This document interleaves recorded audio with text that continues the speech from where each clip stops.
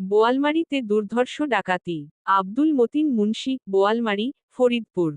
গত ৯ই এপ্রিল বোয়ালমারী উপজেলার সাতইর সিনিয়র মাদ্রাসার পাশে হাফেজ মাওলানা মো মুসা মিয়ার ছেলে মো ফয়সালের মারিয়া ভ্যারাইটিজ স্টোর ও কীটনাশক দোকানে দুর্ধর্ষ ডাকাতি হয়েছে।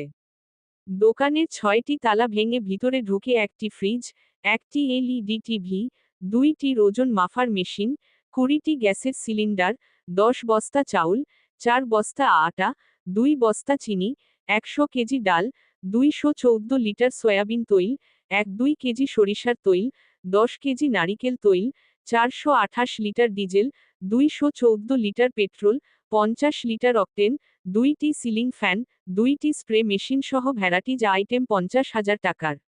দোকান মালিক মো ফয়সাল নিঃস্ব হয়ে গেছে। সে অনেক টাকা লোন করে দোকানে মাল এনেছিল, ডাকাতরা পিকভ্যান ভরে এই সব মালামাল নিয়ে গেছে। এই ঘটনার পর বোয়ালমারী থানায় একটি সাধারণ ডায়েরি করেছেন। বর্তমান যে হারে চুরি, ছিনতাই, ডাকাতি হচ্ছে তাতে মানুষজন আতঙ্কিত।